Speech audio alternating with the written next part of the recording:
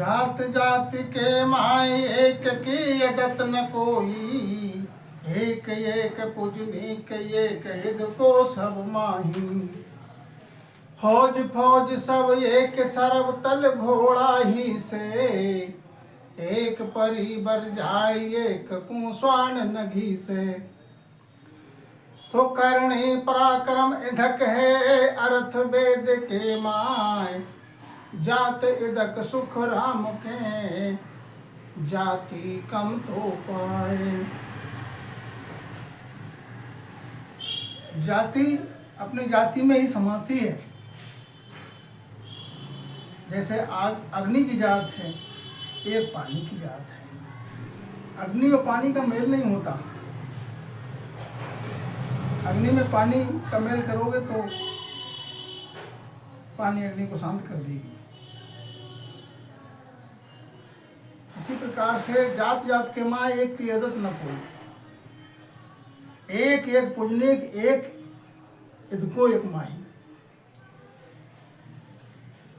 अपनी अपनी जगह पे जाति जाति की माँ है, एक की आदत न कोई। एक दूसरे में एक अपनी अपनी जगह पे सबकी प्रधानता है।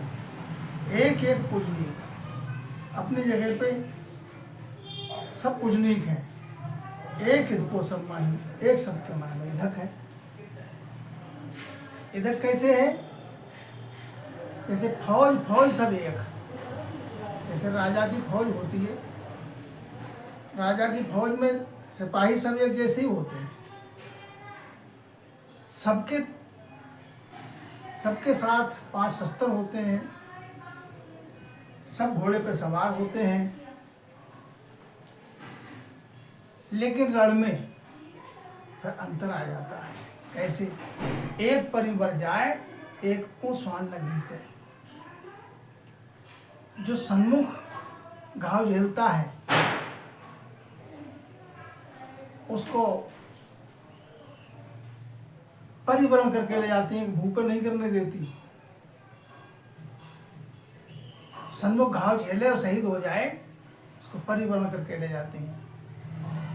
कायर जो पीठ दिखा के भागता है उसको कुत्ता खींचते हैं। तो ये पराक्रम काय का? करणी का है।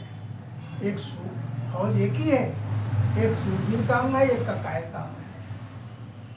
इसलिए करणी का पराक्रम अधिक है। इसका अर्थ वेद में लिखा हुआ है। तो मीठा भोजन धृक पाय प्राणी दुख पावे, से गैणो सुण बाल पैर सुरणी हो जावे। मैं मूंदी सिर पाँव धृक सोसिया मुआ, ऊंची संगत धृक नरक अधिकारी हुआ। तो जा जा टोटो उपजे सोई सोई तरिए धाम, नफे बिना सुख राम के ऊंची चीज किस काम। भोजन मीठा है और वो दुख दे रहा है, कष्ट हो रहा है उस मीठे भोजन से, तो किस काम का मीठा भोजन? गहना पहना पृथ्वी का, रांगे का, पैर में पहनोगे तो निशान बना देगा वो। ऐसे गहना पहना तो शरीर की शोभा के लिए शरीर में, और उसने नीला निशान डाल दिया तो और दुख दे रहा है। किस काम का गहना? मैमूदी सिर पाँव धृक सो सिया मुआ। मैमूदी कहते हैं बहुत मलमल जैसा वस्त्र होता है, और पुराने समय में ढाका से का मलमल बोला जाता था। जो एक पूरे हाथी के लिए बदन उसका ढक दो उस वस्त्र से और समेटो तो कोहली में आ जाए। अब उस वस्त्र के लिए मानुष पहने तो ठंड से सर्दी कैसे बचेगी? तो क्या ऐसे वस्त्र से क्या फायदा? ये वस्त्र पहन भी लिया और सर्दी भी लग रही है। इसी प्रकार से ऊंची संगत धृक नरक अधिकारी हुआ। कहने के लिए तो कहता है कि मैं ऊंची संगत में जा रहा हूँ, ऊंची संगत पाने के बाद भी नरक अधिकारी हुआ, नरक में जाना पड़ा, तो ऐसे संगत किस काम की? जहाँ जहाँ टोटो उगले सोई सोई तजिए धाम। जहाँ जाने से अपना नुकसान हो रहा है, जहाँ से जाने से अपना घाटा हो रहा है, तो उसको उस जगह पे नहीं जाना चाहिए। न फिर ना सुख राम के ऊँच चीज किस काम। चीज तो ऊँच है लेकिन उसमें कोई नफा नहीं है जाने से, क्या फायदा जाने से। गधो गधे संग जाए भैंस भैंसा में आवी, ऊंट ऊंट के संग गाय गाया में जावे, स्वान स्वान के संग भेड़ भेड़ा संग होई, गैबर संग गजराज सिंह संग रहे न कोई। यो नर नारी जगत में संगत मांझणे होए, जाति पात सुख राम के कुल करनी ले जोए।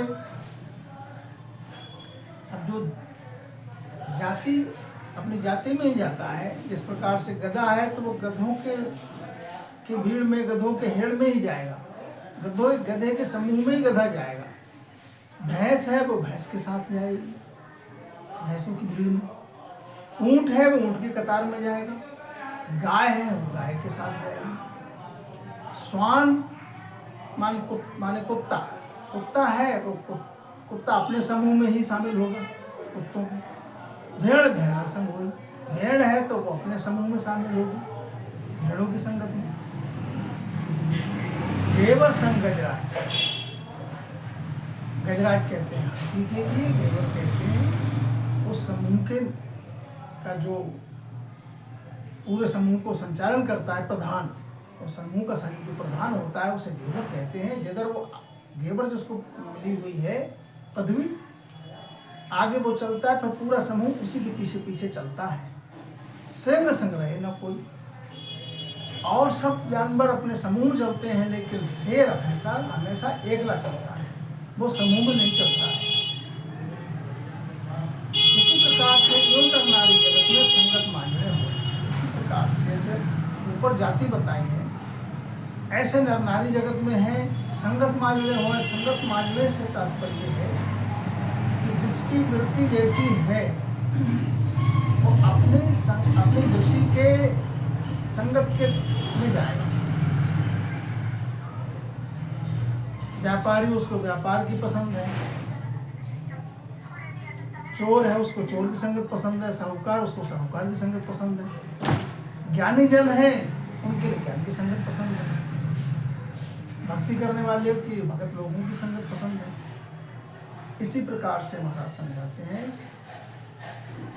कि नर नारी जिस संगत का वो है, जैसे विचार उसके हैं, वैसी संगत करता है। जात पात सुख राम का कुल कर लेंगे।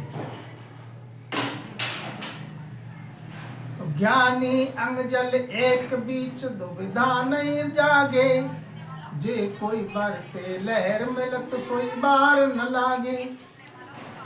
अष्ट धातु अज्ञानता से होय सुहेला, कर्मी बर्तन फूट लाख विध होए न भेला।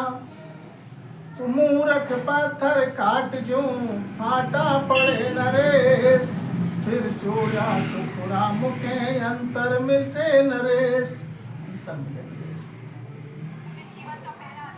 ज्ञानी का अंग और जल का अंग एक है, वो बीच में कोई दुविधा नहीं रखता। ऐसे समुद्र है, उसमें लहर उठती है तो न्यारी दिखती है, लेकिन कुछ ही क्षण में वो जल में मिल जाती है, तो न्यारी नहीं दिखती। ऐसे ज्ञानी की बात है। उनके बीच जो ज्ञानी जन हैं पूर्ण, तो उनके बीच दुविधा नहीं आती। और अज्ञानी जन कैसे हैं? अष्ट धातु की तरह 8 प्रकार के धातु हैं, उनके लिए ताव चाहिए अग्नि का। जब वो गलती है तो एक दूसरे में मिल जाए, वैसे मिलाओ बिना गलाए तो नहीं मिलेगी।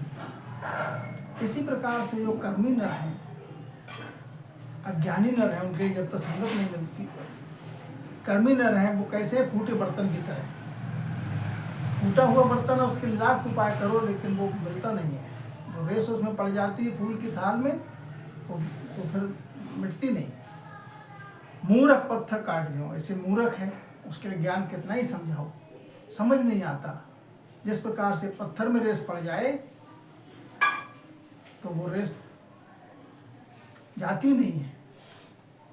फिर जोड़े सुखराम का अंतर मिलेगा रेस, उसके जोड़ना भी चाहोगे तो वो उसमें अंतर जरूर रह जाता है रेस का। इसी प्रकार से जो मूर्ख पुरुष हैं उनके लिए ज्ञान कितना ही सुनाओ लेकिन उनके अंतर में जो है नहीं पहुंचता। जैसे प्रकार से ऊसर के लिए कितना ही जोत के बीज बो, उसमें बीज नहीं उगता। ठाकुर उठारी गांव एक ही नर छाड़े, राजा कोप विचार मुलक सुन बाहिर काड़े। बादशाह सो खंड देव लोक तो लोक छुड़ावे, धर्मराज सिर को नरक के माह मिलावे। तो ठाकुर राजा बादशाह देवलोक यादौड़, गुरु उठा सुख राम के नहीं तीन लोक में ठोर। संसार में अगर ठाकुर उठ जाए गांव का तो अपने गांव से बाहर काट दे देगा। राजा अगर कोप कर जाए, रीस खा जाए तो अपने मुल्क से बाहर निकाल देगा। बादशाह अगर उठ जाए, रीस खा जाए तो अपने खंड से जहाँ तक उसकी बादशाह है वहाँ से बाहर निकाल देगा। देवलोक का अगर राजा इंद्र उठ जाए तो अपने लोक से बाहर निकाल देगा। और धर्मराज अगर कोप कर जाए तो वो नरक में ठेल देगा। इसी प्रकार से महाराज समझाते हैं, ठाकुर है, राजा है, बादशाह है, देवलोक है, इनकी दौड़ तीन लोग है, तीन लोग तक है। कोई गांव से बाहर निकाल देता है, कोई शहर से बाहर निकाल देता है, कोई देश से बाहर निकाल देता है। देवलोक अपने देवता देवगण अपने देवलोक से बाहर निकाल देते हैं। और गुरु उठा सुखराम का नहीं तीन लोक में ठो। गुरु उठ जाए तो तीन लोक में तो कोई ठिकाना नहीं, कोई उसको सहाय करने वाला नहीं। इसका प्रमाण राजा अम्बरीश पे जब दुर्वासा ऋषि ने कृत्या राक्षसी छोड़ी तो उसकी सहायता किसी ने नहीं की, तीन लोकों में घूमे। सहायता फिर वहीं से हुई जहाँ से राजा अम्बरीश से ही सहायता। अरद सो हरप सीखता पंडित होई, दिन मास पड़ बीच भरम मोह देत बिगोई। माली मना विचार सींचने छे पल लागे, घड़ी नींद घट होए सोए तो ही नर जागे। यूं जन लागे आद सून वे अंत लग कोय, तो नहचे सुख राम के आप ही करता होय। अरद हरप सीखे तो उसे वेद ज्ञान धीरे धीरे हो जाता है। ऐसे दिन मास समय जैसा बीत जाता है वैसा भ्रम उसका दूर होता जाता है ज्ञान के द्वारा। जिस प्रकार से माली अपने बाग की सिंचाई करता है तो उसका विचार ये होता है कि आज छोटा फल है, मैं इसके जो पानी दे रहा हूँ, इसके लिए जल से सींच रहा हूँ, ये निश्चय ही इसमें एक दिन फलेगा। इसी प्रकार से घड़ी नींद में तो है नर और सो के फिर जागे। तो ऐसे ही यूं जन लागे आज सुन निभे अंत लगे। तो जन भक्ति में, प्रभु की भक्ति में आद नाम पहले से लगे और अंत तक निभ जाए।